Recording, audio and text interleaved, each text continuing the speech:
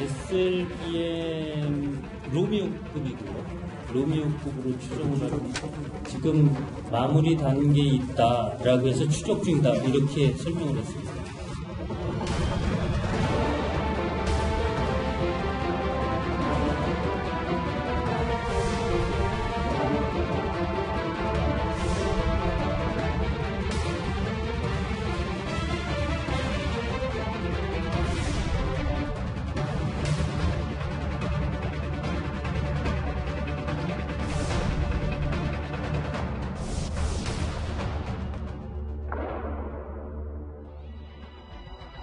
예, 오늘 뉴스탑 10 심상치 않은 우리 안보 상황으로 시작을 합니다.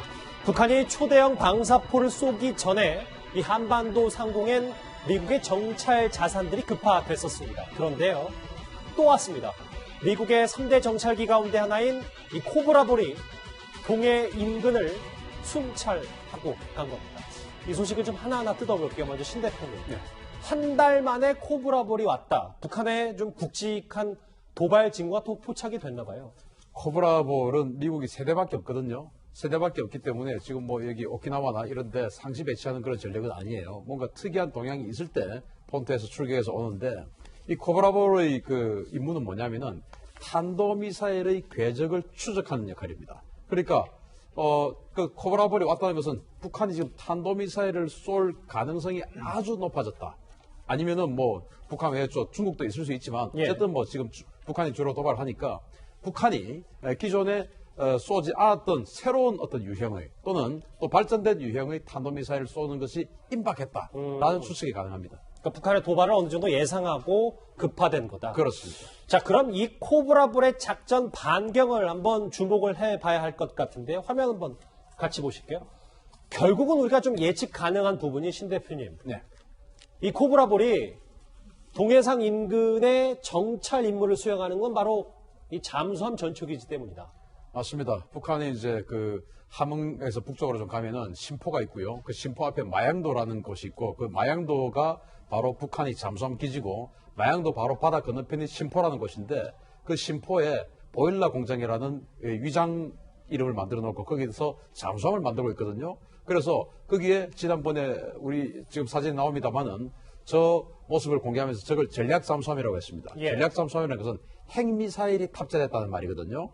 그래서 지금 북한이 만들고 있는 저 전략 잠수함에 탑재되는 어떤 그 SLBM이 새로운 발사 실험을 할 것이 아니냐라는 예측이 가능하고, 또는 지난번에 바지선에서 쐈는데 그걸 아예 바닷속에 가지고 가서 바닷속에서 잠수하면서 직접 쏠 가능성도 없지 않아 있다. 그러니까 지금 3대밖에 없는 코브라볼 중에 하나가 지금 동북아에 급파된 거 아니냐라는 추측을 하는 겁니다. 예, 미국도 북한을 심각하게 예의주시하고 있고, 우리 안보당국도 이 잠수함 전초기지인 신포를 정말로 예의주시하고 있습니다. SLBM 로미오급이고요. 로미오급으로 추정을 하고 지금 마무리 단계에 있다라고 해서 추적 중이다 이렇게 설명을 했습니다. 신형 잠수함이 기존의 로미오급 잠수함을 개조한 것으로서 판단이 된다. 이렇게 얘기가 됐고요. 그다음 재원은 전폭이 약 7m, 전장이 약 80m 정도로 추정할 수 있다. 현재는 이 로미오급 잠수함은 약 20여 척을 보관하고 있다. 우리 정부 당국도 이렇게 판단하고 있다. 근데 김정국 실장님, 네. 우리가 그냥 무력 시위도 참 버거운데, 심지어 화면 보시면 이렇게 수중 바지선 사출까지 테스트 중인 북한이 잠수함 물속에서 발사되는 사출까지 만약에 이번에 시험 발사에 성공한다. 그러면 실전 배치 얼마 안 남은 거 아닙니까? 맞습니다. 이제 로미오급을 현재 그 개조를 해서 신형으로 현재 개조하고 있지 않습니까? 무게가 지난번에 심포에서 북성 일형을 쏘았던 그 잠수함보다 무게가 한 200톤 이상 더 나가고, 그다음에 심포급은 한 발밖에 쏠 수 없는데 새로 이제 만드는 잠수함은 3발을 연속 쏠 수 있다, 이렇게 이제 보고 있습니다. 더군다나 아까 이제 마양도 얘기를 했는데, 마양도에 이제 그 현재 잠수함 기지가 있습니다. 그런데 그 잠수함 기지를 완전히 지하 터널화 해가지고 밖에 잠수함이 보이지 않는 상태에서 바로 터널 속에서 바로 그 바닷속으로 들어갈 수 있게 만들고 있는 것 같아요. 지난번에 위성사진이 이게 나타났거든요. 그렇다면은 우리가 전혀 파악할 수 없는 상태에서 물속에서 기습적으로 SLBM을 쏠 가능성이 있습니다. 그리고 한 발만 쏠 게 아니라 아마 연속 사격할 가능성도 있습니다. 그래서 저희 주제처럼 미국도 감시의 눈을 뗄 수 없는 거겠고요. 신 대표님, 네. 저하고 화면 같이 보실게요. 원래 우리가 애초에 이 3,000톤급 잠수함에서 SLBM을 시험 발사할 것이라고 했는데 국정원 어제 얘기 따르면 그거보다는 조금 못 미치는 2,000톤급. 그래도 위력은 뭐 3,000톤급 못지 않다면서요? 그래서 지난번에 김정은이 아까 보여주었던 그 옆모습의 잠수함 사진, 그게 공개됐을 때 제가 이 탑10에서도 그런 이야기를 했습니다만은 저건 3,000톤급이 아니다. 또 골프급 이런 뭐 일부에서 추정하는 그런 것도 아니다. 기억이 저건 납니다. 예. 로미오급을 개조한 것이다. 그래서 로미오급의 뒷부분을 늘려서 지금 저 모습이죠. 어떤 전형적인 모습이 저 로미오급의 한 40년 된 것을 지금 개조한 것이다. 그래서 로미오급의 뒷부분을 좀 늘려서 세 발을 꽂게끔 만들었다. 그리고 조금 더 불룩하게 뒤를 거북이 등처럼 좀 불룩하게 이렇게 만들어서 세 발을 탑재하게 만든 것이다. 라고 이야기를 했고, 그러다 보니까 로미오급이 한 1,800톤 되는데 이것은 조금 늘렸으니까 한 2,000톤 정도로 판단하는 것이 맞다. 이렇게 판단이 되는 것이고요. 그런데 공기부료 체계를 채택한 것은 아직은 확인되지 않았습니다. 왜냐하면 로미오급 자체가 공기부료 체계, 즉 AIP 잠수함이 아니거든요. 따라서 저 모습의 외관만 보고는 공기부료 체계는 아직 숙달하기 힘들고요. 아무튼 로미오급을 가지고 만들었는데 여기서 세 발을 쏠 수 있게끔 만들었다. 만약에 로미오급에서 공기부료 체계를 채택을 안 했다면 사실은 뭐 미사일만 쏠 수 있지, 저게 오랫동안 잠항하거나 감시를 피해 다니거나 그러면서 동해를 벗어날 가능성은 아주 적습니다. 그런데 공기부료 체계를 채택을 했다면은 안을 대폭 개조를 했다면 동해를 벗어날 가능성도 없지 않아 있다. 굉장히 이제 위험해지는 것이죠. 예. 제가 이제 공기부료 체계 때문에 이제 설명을 좀 드리겠습니다. 예. 지난해 대만에서 잠수함을 구매하겠다고 세계 유력한 국가들에다가 이제 요청서를 보냈습니다. 북한도 거기에 응모를 했고, 북한이 이제 연어급 잠수함을 자기들이 만들어 주겠다 이렇게 신청을 했는데, 그때 공기부료 체계를 연어급 잠수함에 장착을 해서 만들어 주겠다 했기 때문에 제가 볼 때는 공기부료 체계를 충분히 만들 능력이 있다고 생각됩니다. 그러게요. 이제 두 전문가분의 말씀을 쭉 들어보니까 북한의 전력이 이렇게 위험 수위에 조금씩 더 다다르고 있는 듯합니다. 그런데요. 이 축소될 대로 축소된 한미 훈련을 두고 우리나라와 미국이 또 엇박자가 있습니다. 화면 만나보시죠. 저번에도 못하고 이번에도 못했는데 이게 필요한 겁니까? 안 그러면 필요 없습니까? 둘 중에 하나만. 정확하게 제가 말씀을 드리면은 언론에 유해다 이렇게 표현이 돼 있지만 저희는 여러 가지 모든 상황을 고려해서 조정된 방식으로 해서 정상적으로 실시를 할 계획입니다. 그런 한미연합의 공중훈련이 필요한 거죠? 네, 그래서 저희는 그 연합 방위 태세가 유지될 수 있도록 그렇게 하고, 다만 방식은 좀 조정해서 한다. 실질적으로 저희는 능력을 갖출 수 있는 그런 훈련을 계획하고 할 것이다라고 이렇게 말씀드립니다. 그러니까 예정대로라면 우리나라와 미국은 이 비질런트 에이스 훈련을 진행을 해야 됩니다. 원래대로라면 이렇게 보시는 것처럼 죽음의 백조라 불리는 B-1B 랜서를 필두로 해서 B-52, B-2 전략 폭격기가 한반도에 집결을 해야 하는 겁니다. 그런데 이현주 의원님, 우리가 왜 엇박자라고 하냐면 우리나라와 미국이 이 훈련을 접근하는 방법이 좀 인식하는 게 좀 다른 것 같아요. 네, 이 비질런트 에이스 훈련은 2015년부터 실시가 됐습니다. 그래서 매년 12월이면 한미연합 이 항공기들이 모두 총출동해서 훈련을 하고 있는 것인데요. 2017년에 같은 경우는 당시 270여 대의 전투기와 폭격기들이 동원이 됐습니다. 당시에 보면 아까 좀 전에 나왔던 B-1B라든지 이런 여러 가지 전략 폭격기와 함께 F-35, F-22 등등 많은 어떤 폭격기와 어떤 전투기들이 동원돼서 합동훈련을 한 것인데요. 어떤 면에서 보면 가장 북한의 위협적인 훈련이라고 할 수가 있습니다. 근데 이 훈련이 북미 회담이 시작되면서 작년부터 일단 취소가 됐습니다. 그래서 올해도 이제 이 훈련이 취소될 것이다는 이야기가 있었어요. 근데 지금 이제 나오는 이야기는 뭐냐면 우리 정부 측에서는 이 훈련은 일단 유해 쪽으로 일단 상당히 좀 무게가 실리는 형식이고 각자 훈련하는 형식으로 다른 형태로 변형해서 하는 형식인데, 오늘 부여회가 보도한 바에 따르면 이 훈련을 원래대로 실시한다라는 또 이야기가 있어요. 그러니까 지금 벌써 한 달 조금 넘게 남은 시점에서 한미 당국이 어떤 면에서 보면 서로 다른 지금 이야기를 하고 있습니다. 아직까지 이게 정확히 실시하는지 안 하는지는 알려지지 않고 있지만 한미 간에 상당한 엇박자를 보이고 있는 건 사실인 것 같습니다.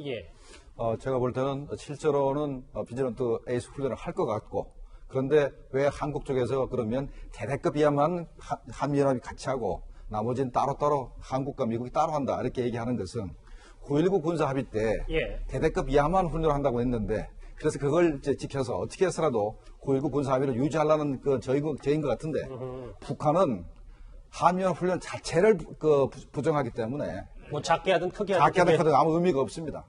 그러면 신 대표님, 이게 지금 미국의 3대 전략 폭격기는 안 오면 도대체 이 훈련에는 미국의 어떤 전략 자산이 첨가를 하는 겁니까?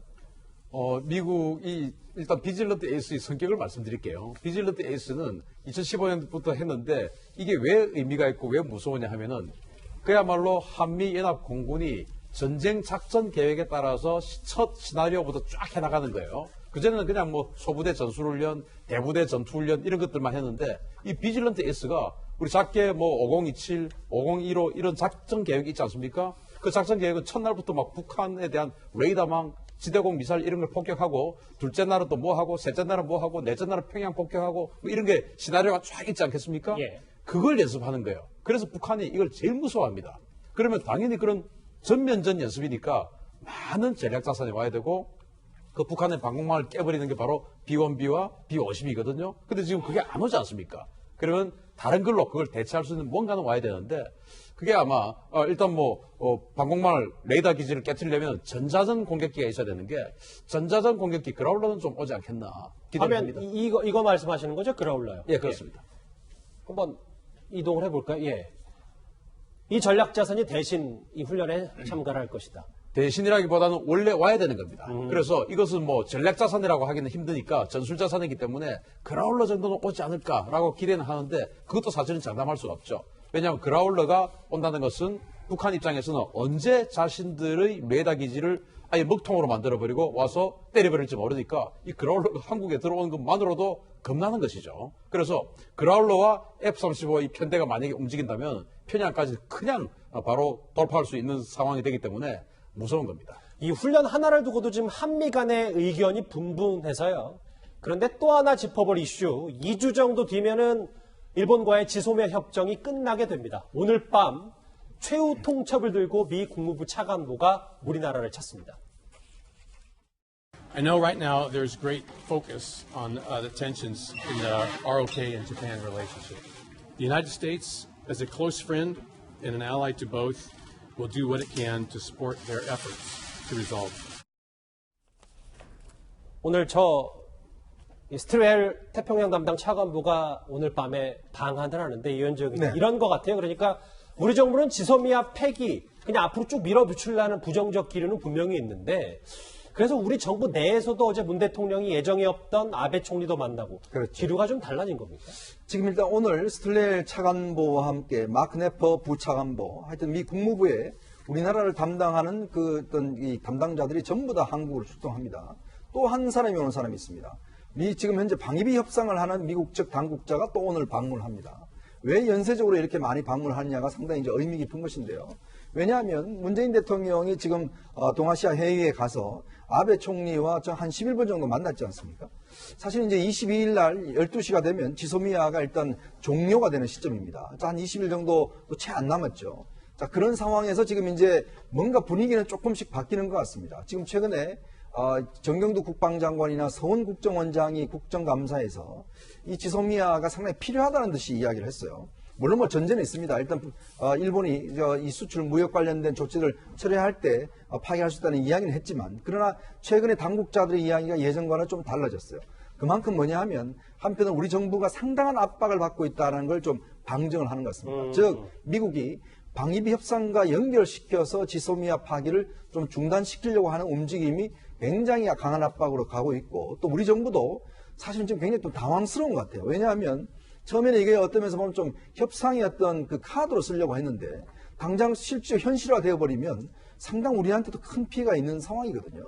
그런 상황에서 아마 문재인 대통령도 갑작스레 아베 총리와 만났고 당국자에 잇따라서 발언을 하고 또 미국 측에서 오는 상황이 아닌가. 그래서 뭔가 변화의 조짐들은 조금 있는 것 같습니다. 예. 네, 오늘 방안에 앞서서 마크 네퍼 미 국무부 동아태 차관보가 일본 언론과의 인터뷰에서 이렇게 이야기를 했습니다. 예. 지소미아 문제를 포함한 한일 대립의 장기화가 한미일 연대에 악영향을 미치고 있다. 그렇기 때문에 지소미아에 대해서 분명히 압박을 강화할 수 있다는 뜻을 미리 시사를 한 거죠. 예. 문제는 김현정 국가안보실 2차장이 지난번에 했던 이야기. 미국의 지소미아 문제 등의 중재 요청을 하는 순간 글로벌 호구가 된다. 이 얘기를 했기 때문에 맞아요. 지금 우리 정부로서는 어떻게 보면 이러지도 저러지도 못하는 어정쩡한 신사가 됐습니다. 북한의 감시의 눈을 뗄 수 없다는 미국과 그리고 그 미국이 지금 지소미아 카드에 대해서 우리나라를 압박하고 있습니다.